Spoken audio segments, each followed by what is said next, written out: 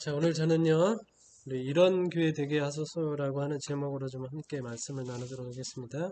새해가 되면 좋으세요? 어느 시점이 되면, 새해가 되면 별로 안 좋아지더라고요. 그쵸? 날 생각하면은 새해가 되면 될수록 안 좋은 것 같아요. 나이를 계속 먹어가니까.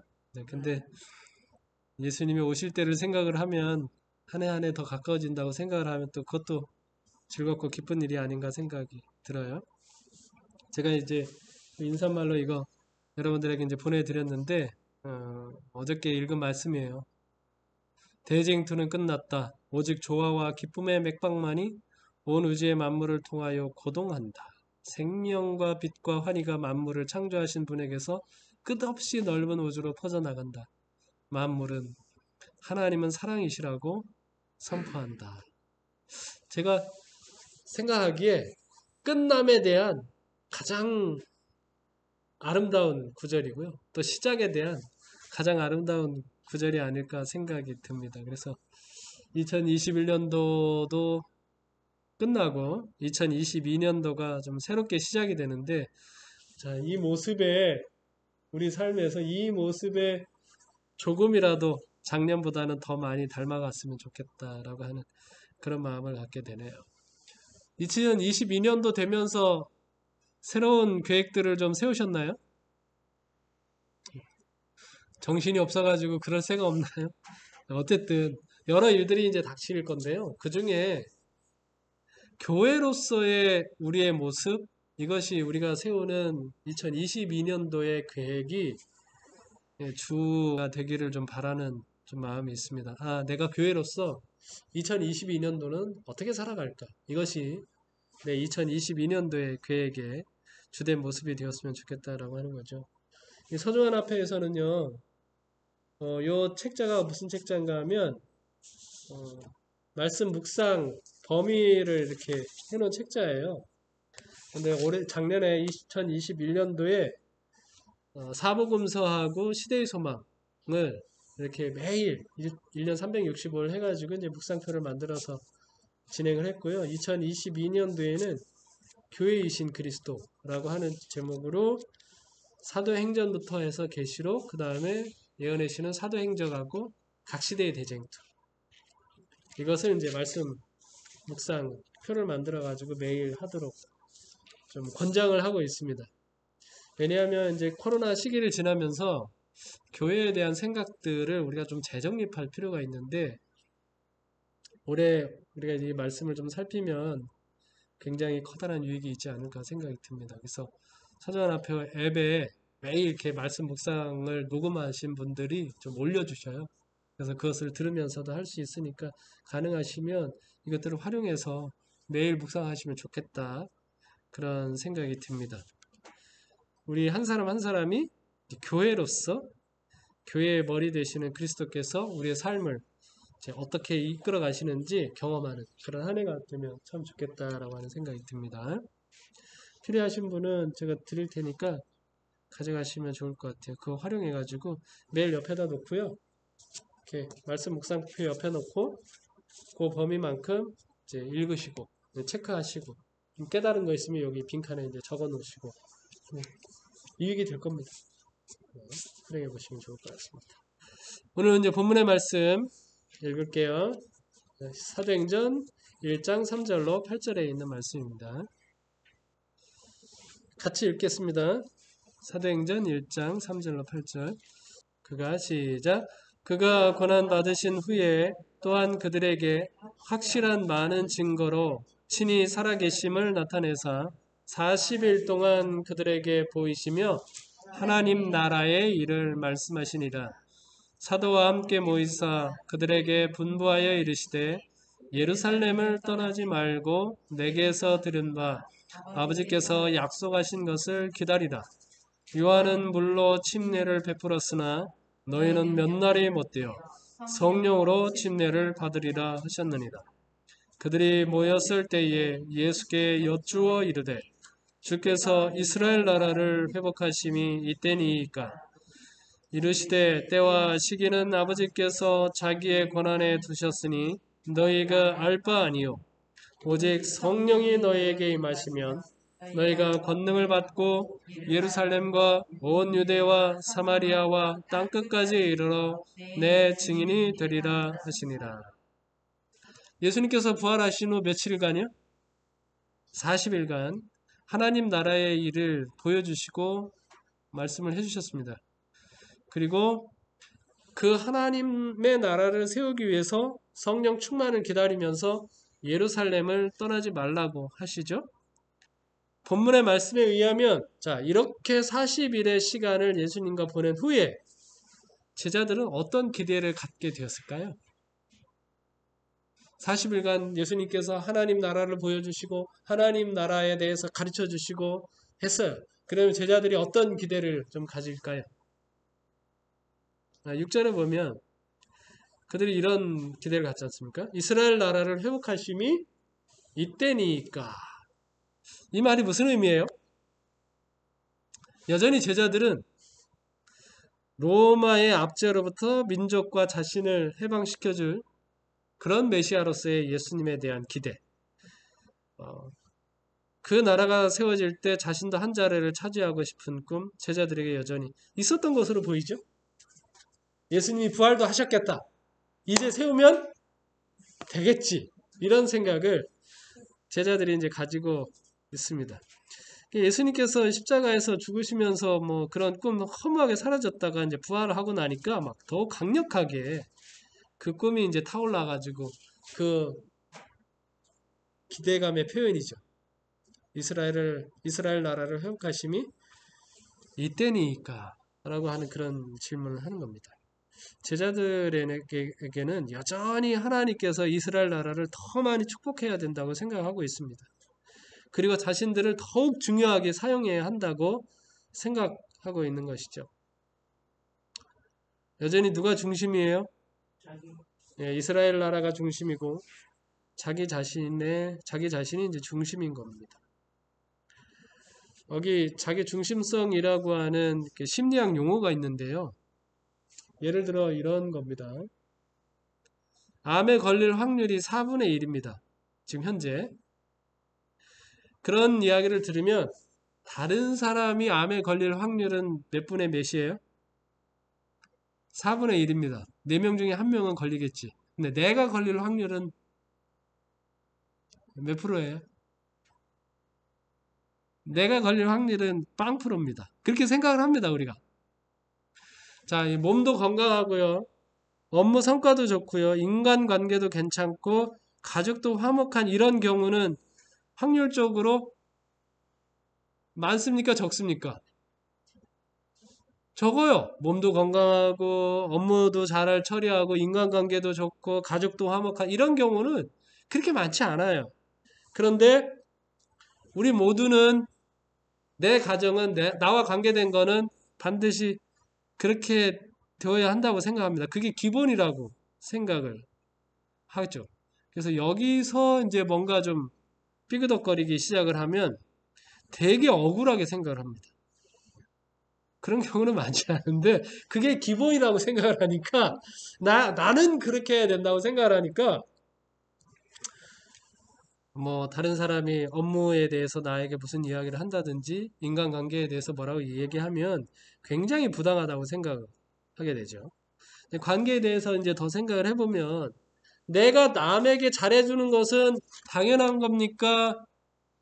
엄청난 배려입니까? 내가 남한테 잘해주는 거는요, 그거는 당연한 게 아닙니다. 내가 이게 엄청 어려운데 이걸 해주는 게 선행이라고 생각을 하는데요. 다른 사람이 나에게 잘해주는 건 그건 기본이라고 생각을 합니다. 그 기본. 당연하다고 생각을 하죠. 그래서 내가 남한테 잘해준 거는 다른 사람 입장에 보면 당연한 거라고 생각을 하면 고맙다고 안 해도 되잖아요. 근데 내가 다른 사람에게 잘해줬는데 고맙다고 얘기를 안 해. 그럼 어때요? 나는 서운한 거죠. 그건 나에게 있어서는 그게 엄청난 그 선행을 이제 베풀어 준 건데. 근데 이제 다른 사람이 나에게 이제 잘못하면 잘못을 다룰 때 이렇게 하는 거죠. 그래서 내가 잘못하면 그건 일시적인 겁니다. 어쩔 수 없는 상황에서 일어난 실수라고 여기면서 과소평가하죠. 내가 다른 사람에게 잘못한 거. 다른 사람이 나한테 잘못하면요. 예? 이거는 그냥 순간적으로 일어난 실수라고 생각을 안 합니다. 예전부터 뭐 했다? 이런 마음을 가지고 있었는데 요번에 이렇게 표현이 됐다라고 생각합니다. 일부러 아주 한 나쁜 일이라고 과대 해석하는 경우가 많습니다. 그래서 내가 잘해준 일은 오래 기억하지만 남이 잘해준 일은 쉽게 잊어버리고요. 내가 잘못한 것은 쉽게 잊어버리지만 남이 잘못한 일은 오래 우리가 기억을 합니다. 그런 것 같죠? 제가 아내하고 있었던 일도 생각하면 그런 것 같습니다. 그쵸? 다투는 일이 있을 수 있잖아요. 그러면 이제 내 마음 가운데는 늘 무슨 생각이 들어요? 내가 잘해준 게 엄청나게 많은데, 이게 나의 자기 중심적 생각이에요. 그쵸? 아내는 그걸 잘 기억하지 못하는 것 같고, 나는 별로 잘못한 게 없는데 왜 억울하게 생각을 하지? 이렇게 생각을 하고. 그게 이제 우리가 그 자기 중심적으로 생각하고 있는 이기적인 마음 때문에 그런 생각을 갖는 거예요. 제자들도 그런 생각이 있는 겁니다. 예수님과 3년 반 지냈고요. 부활하신 다음에 하나님 나라의 일에 관한 이야기를 들었는데도 여전히 뭐예요? 자기 중심적이에요. 이스라엘을 나라를 회복하심이 이때니까 우리 같이 합시다. 내가 거기 주도적으로 뭔가 좀 해오겠습니다. 이런 생각을 여전히 가지고 있는 것이죠. 근데 예수님께서 뭐라고 말씀하셔요? 사마리아와 땅끝까지 라고 하는 그런 말씀을 하십니다. 그 사실 이스라엘 나라 그 제자들이 세우려고 했던 이스라엘 나라를 회복하심이 이때니까라고 말씀하고 있을 때 그 이스라엘 나라라고 하는 이 교회가 실패한 이유가 뭐예요? 자기 중심적인 교회를 만드는 것 때문이었거든요. 그래서 자기가 이제 고립이 되고 이스라엘 나라가 고립이 되고 폐쇄적이가 되고 독선적인 교회를 만들어 버린 거거든요. 그런데 제자들이 아직도 그 생각을 떨쳐버리지 못하고 있는 겁니다. 그래서 예수님께서 사마리아와 땅끝을 말씀하면서 교회가 품어야 할 사람들이 누구인지를 보여주셨어요. 지금 제자들은 누구만 생각하고 있는데 이스라엘 백성, 예루살렘과 유다만 딱 생각을 하고 있는데 예수님께서는 지금 너희가 품어야 할 거는 거기뿐만이 아니다. 누구도 품어야 된다. 너희가 개처럼 취급하는 사마리아도 품어야 되고 너희가 지옥의 불쏘시개로 쓴다고 하는 그 이방인 그 땅끝까지 너희들이 품어야 된다라고 하는 그런 말씀을 하고 있는 것이죠. 한 신학자가 이 구절을 주석하면서 이렇게 말했거든요. 이 시간이야말로 민족주의자들이었던 제자들이 세계주의자로 거듭나는 순간이었다. 이렇게 기록하고 있습니다. 교회가 품어야 할 대상에 대해서 분명하게 이야기하고 있습니다. 정치적인 나라를 꿈꾸고 한자리를 생각하고 있는 제자들에게 예수님은 너희들이 보고 들은 것 증언하는 사람이 되라고 하고 있습니다. 이 사도행적이라고 하는 예언의 신을 열면 가장 먼저 나와 있는 것이 이제 교회의 목적이라고 하는 주제로요. 첫 구절이 이겁니다. 교회는 사람을 구원하기 위해 하나님께서 세우신 기관이다. 교회는 봉사를 위하여 조직되었으므로 그 사명은 온 세상에 복음을 전하는 것이다. 태초부터 하나님은 당신의 교회를 통하여 당신의 충만과 풍족을 세상에 나타내시려고 계획하셨다. 이렇게 되어 있습니다. 너무나 멋진 말씀이죠. 교회는 사람을 구원하기 위해 하나님께서 세우신 기관인데 하나님은 그 교회를 통해서 뭘 나타내시고 싶어 하셔요? 그분의 충만하심, 그분의 풍족하심을 나타내고 싶어 하셨다라고 하는 거. 근데 여기 이제 기관이라고 하는 말이요. 영어로는 에이전시라고 되어 있거든요. 에이전시.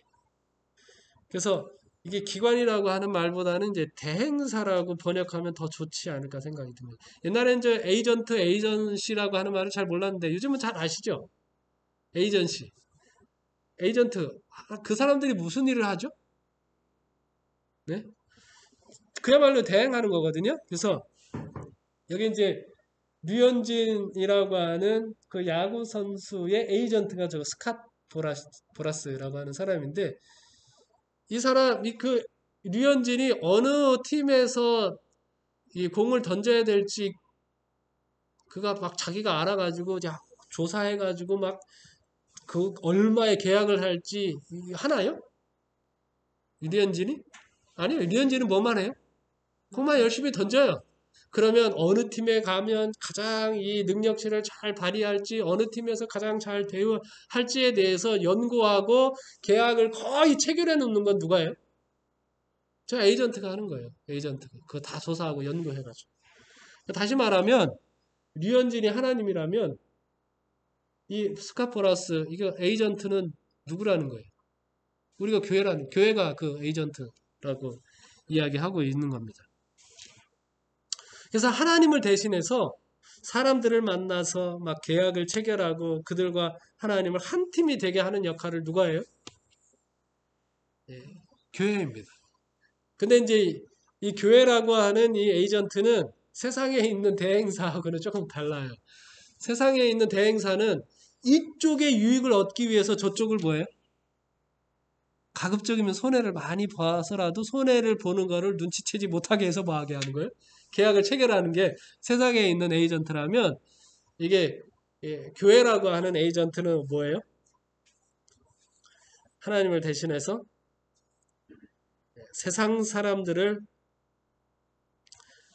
그들을 하나님께로 이끌기 위해서 어떻게 해서든지 뭘 주는가 하면 맨 밑에 구절에 보면 하나님의 충만과 하나님의 풍족을 제공을 하는 겁니다. 하나님이 너에게 이렇게 많이 주실 것이다 라고 하는 겁니다. 그래서 교회는요 각박하지 않아요. 그래서 교인들은 상호 간에 실수와 잘못이 있어도 또 서투를지언정 야박하지 않습니다. 왜냐하면 이 교회라고 하는 대행사는 뭐 하는 겁니까? 뭘 나타내는 거니까? 하나님의 충만과 하나님의 풍족하심을 나타내는 대행사이기 때문입니다. 그래서 얼마든지 품을 수 있어요.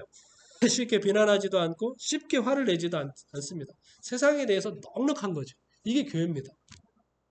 우리 전체로서의 교회뿐만 아니라 나 개인으로서의 교회. 이 교회도 뭐 하는 거예요?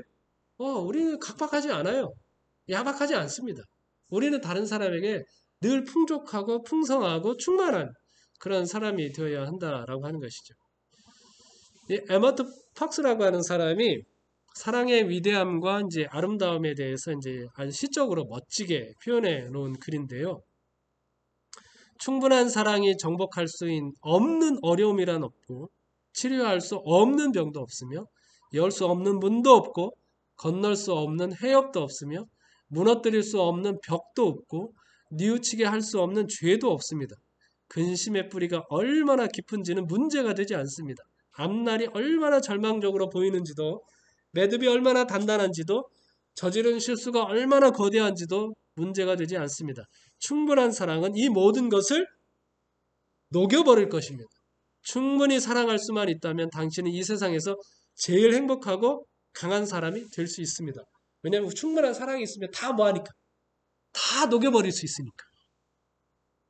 사랑에 대한 정말 멋진 시죠? 뭘 잘 나타내는 거예요? 여기 충분한 사랑 대신 뭘로 바꾸면 좋을까요? 교회로 바꾸면 좋겠죠.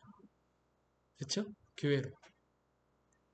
그리고 그 교회라고 하는 이름 속에 누가 들어가 있는가 하면 각자의 이름이 들어있는 거예요. 여기 함상용 장로님이 정복할 수 없는 어려움이라는 치료할 수 없는 병도 얼마나 멋져요. 이렇게 하나님께서 우리를 그런 교회로 세우셨다라고 하는 겁니다. 너무 감사하죠? 그런 이제 예수님께서 뭐라고 말씀하고 있는가 하면 제자들에게 예루살렘을 떠나지 말라고 이렇게 이야기하십니다. 그래서 예루살렘 떠나지 말라고 하는 거거든요. 제가 이제 이 말씀이 이 제자들에게 이런 의미가 있다고 생각합니다. 무서워하지도 말고 뭐 하지도 말라는 거예요? 포기하지도 말라는 겁니다. 다시 생각을 해보면 예루살렘이라고 하는 것은 예수님에 관하여 가장 적대적이었던 곳입니다. 그렇죠? 그러니까 제자들에게 무슨 위험이 있어요? 그 신변에 대한 위협이 있는 곳입니다. 그것이 바로 이제 예루살렘이에요. 무서운 곳이죠. 그래서 예수님에 대해서 사실은 가장 적대적이었기 때문에 버려도 그만인 겁니다. 포기할 만한 충분한 이유를 갖고 있는 것이 바로 예루살렘이에요. 하지만 예수님은 그 예루살렘을 무서워하지도 말고 절대 포기하지도 말라고 하십니다. 오히려 그곳에서 너희가 성령의 충만함을 받아서 나의 가장 강력한 증인이 될 것이라고 예수님께서 말씀하십니다. 어디부터 시작하라? 여기 예루살렘부터 시작하라. 무서운 곳. 포기해도 전혀 상관이 없는 것. 그것에서부터 시작하라고 말씀하십니다. 그래서 교회는요, 포기를 모르는 공동체입니다. 그래서 우리 주변에 복음에 대해서, 재림교회에 대해서 가장 적대적이었던 사람들, 그들에 대해서도 교회는 어떤 거예요? 예, 우리가 보고 우리가 들은 것을 가장 넘치게 전해줄 수 있는 곳, 그것이 바로 교회입니다. 그래서 사도행전 6장에 보면 예수님에 대해서 가장 적대적이었던 제사장 무리 가운데 이 도에 복종하는 그런 사람들이 무수히 많이 일어났던 사건을 우리가 볼 수 있는데, 바로 그것이 그런 사람들을 받아들이는 곳, 그것이 바로 교회라고 하는 것입니다. 사도행전 12쪽에 보면 비록 약하고 결함이 있어 보이나 교회는 하나님께서 특별한 의미에 있어서 당신의 최고의 관심을 쏟으시는 대상이다. 교회는 하나님의 뭐가 실현되는 장소? 하나님의 은혜가 실현되는 장소로서 하나님은 그 안에서 뭘 변화시킨다고요? 심령을 변화시킨다. 교회는 그런 것이에요.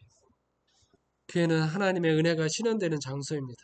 그래서 교회의 다스림의 원리는 뭐예요? 은혜죠. 그래서 로마서 5장 20절로 21절에 보면 그러나 죄가 더한 곳에 은혜가 더욱 넘쳤나니 이는 죄가 사망 안에서 왕노릇한 것 같이. 이제 누가 왕노릇해요? 은혜도 또한 의로 말미암아 왕노릇하여 우리 주 예수 그리스도로 말미암아 영생에 이르게 하려 함이라 말씀하셨어요. 교회를 다스리는, 교회가 운영되는 원리가 뭐예요? 하나님의 은혜예요. 은혜가 통치 원리입니다. 그래서 그 은혜가 사람을 변화시키죠. 그래서 누구도 받아들입니까? 네. 그래서 사도 바울도 뭐가 될 수 있어요? 사도가 될 수 있어요. 생각을 해보세요. 교회를 박해하는데 가장 앞섰던 그 사람이 교회의 뭐가 됐어요? 교회의 사도 지도자가 됐어요. 놀라운 일이 아닙니까? 이것이 어떻게 가능해요? 세상에서. 가능할 수가 없죠. 교회는 가능해요. 왜요? 교회는 뭐가 통치하는 거니까. 하나님의 은혜가 통치하는 것이기 때문에 가능한 거예요. 우리 안에도 그렇게 일어나는 거죠. 이게 이제 영국에 있는 웨스트민스터 사원이거든요. 세계 문화유산으로 지정되어 있고요. 중요한 장소라서 사람들이 여행을 하면 저렇게 많은 사람들이 웨스트민스터 사원을 좀 방문을 합니다. 한 해마다 수십만 명 방문한다 그래요. 요즘은 코로나 때문에 좀 어렵겠죠. 워낙 역사가 깊어가지고요. 이제 가이드가 이제 설명을 주는데 가이드의 이제 설명은 대부분 이곳이 얼마나 유서가 깊은 곳이고 여기에서 얼마나 많은 신학자들이 나왔는지. 그래서 개신교의 신앙에 보면 신앙의 원리에 보면 웨스트민스터 고백이 있어요. 거기가 이제 개신교 신학의 원천이라고 해도 과언이 아니거든요. 신학자들이 많이 오고 교리적인 발전이 일어난 것입니다. 그렇게 설명하고 외관도 너무 멋있죠? 가서 볼만하죠? 그러면 뭐 대부분의 사람들이 내내 입을 다물지 못한다 그래요. 저는 이제 영국에 있는 웨스트민스터 사원을 가보지는 못했는데 이탈리아에서 여러 이제 성당을 다니면서 정말 입을 다물기가 어려워. 너무나도 예술적이고 웅장하고. 그런데요, 어떤 크리스천 가이드가 한 관광객에게 이런 질문을 받았습니다. 그리고 깊은 고민에 빠졌다고 합니다. 이렇게 질문을 했어요. 그런데 이 멋진 곳을 통해서 최근에 구원을 받은 사람은 몇 명이나 됩니까? 과거에 엄청난 그 역사가 있었던, 유서가 깊고 신학자들도 많이 하고 교리 발전도 많이 나왔던 그런 곳인데 최근에는 몇 명이나 구원 받았습니까? 라고 하니까 답을 할 수가 없었죠. 교회가 유서가 깊은 것이 그 교회의 자랑이 될 수는 없죠. 예수님이 세우신 참된 교회가 되기 위해서는 사람들을 변화시키고 더 많은 제자를 세우는 교회가 되어야 하는 거죠. 내가 신앙을 오래 한 것, 그게 자랑이 될 수는 없죠. 그럼 내가 지금 영혼들을 구원하고 있는지, 내가 지금 다른 사람을 용서하고 있는지, 내가 지금 죄인들을 내 마음속에 품고 받아들이고 있는지, 내 삶 속에서 그리스도의 풍성함, 그리스도의 풍족함, 그리스도의 충만함이 드러나고 있는지, 이게 중요하죠. 내가 얼마나 과거에 어떤 신앙을 했는지, 그게 뭐가 중요해요. 최근에 얼마나 많은 사람들이 나를 통해서 하나님의 은혜를 받아들이고 있는가, 이게 훨씬 더 중요한 거죠. 그래서 우리 올 한 해는요, 내 개인의 삶 속에서 하나님이 원하시는 그런 교회의 모습을 작년보다는 더 성취해 나가는 그런 한 해가 되었으면 좋겠다 생각이 듭니다. 제가 노래 하나를 소개하면서 오늘 말씀을 마무리하려고 하는데요. 이런 교회 되게 하소서라고 하는 찬양인데요. 진정한 예배가 숨쉬는 교회, 주님이 주인 되시는 교회, 믿음의 기도가 쌓이는 교회, 최고의 찬양을 드리는 교회, 말씀이 살아 움직이는 교회, 성도의 사랑이 넘치는 교회, 섬김과 헌신이 기쁨이 되고요. 그게 열매 맺는 아름다운 교회, 주님의 마음 닮아서 이웃을 사랑하는 교회, 주님의 영광을 위해서 빛 대신 주님 전하는 교회, 사랑의 불꽃이 활짝 피어나 날마다 사랑에 빠지는 교회, 주께서 사랑하는 우리 교회가 이런 교회 되게 하소서. 아멘. 진짜 좋은. 그쵸? 우리 가정이 그렇게 되면 너무나 멋지겠죠. 내가 만나는 이웃들 속에서 그 이웃들이 이런 교회 볼 수 있다면 너무 멋지지 않겠어요? 네, 우리가 교회라고 하는 그런 마음으로 찬양 불러볼게요.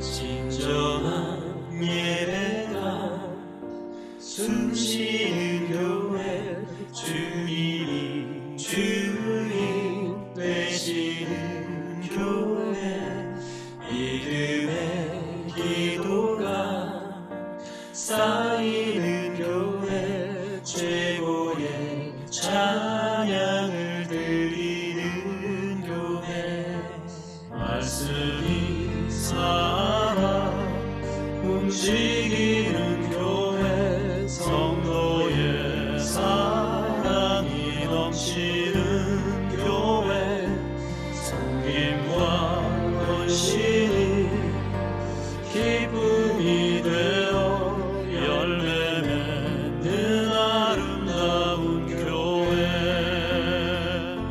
주님의 마음 닮아서 이웃을 사랑하는 교회, 주님의 영광을 위해서 빛 되신 주님 전하는 교회, 사랑의 불꽃이 활짝 피어나 날마다 사랑에 빠지는 교회, 주께서 사랑하는 우리 교회가 이런 교회 되게 하소서.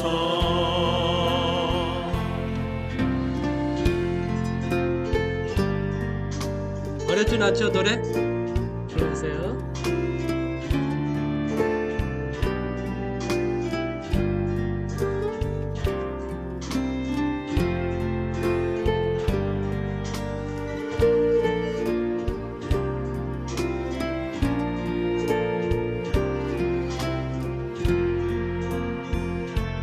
말씀이 살아 움직이는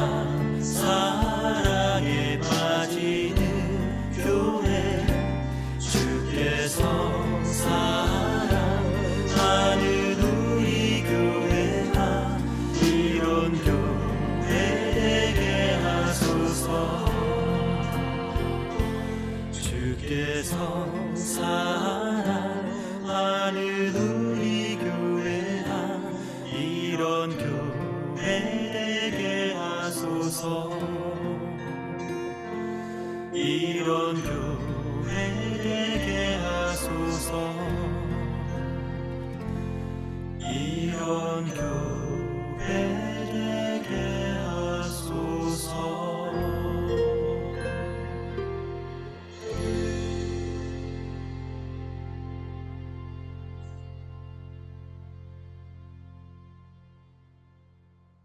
참 좋은 찬양이죠?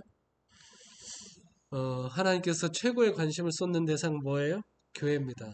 그래서 교회는 그분의 에이전시예요. 대행사입니다. 그래서 우리는 그 에이전시에 속해 있는 에이전트들이고요. 2022년은 교회 이론을 넘어서서 교회 자체가 되고자 하는 그런 헌신의 시간이 되었으면 참 좋겠습니다. 교회에 와서 예배 드리는 것이 아니라 내 삶 자체가 하나님께 드리는 예배가 되고 기도에 더 많은 시간과 간절함으로 임하고 입에서는 찬양이 더 절로 흘러나오고 밥은 굶어도 말씀은 건너뛰지 않고 그래서 말씀에 감동된 그런 사랑으로 가족도 교인도 이웃도 사랑하는 그런 교회 말입니다. 사랑에 빠져드는 그런 교회 말이에요. 물론 저 자신을 바라볼 때 한참 멀었죠. 그럼에도 불구하고 우리 같이 그런 소망을 가지면 좋겠습니다. 내가 교회 자체가 되어보고자 하는 그런 소망으로 올 2022년 우리 모두가 함께 살아가게 되기를 간절히 바라면서 말씀을 마치겠습니다.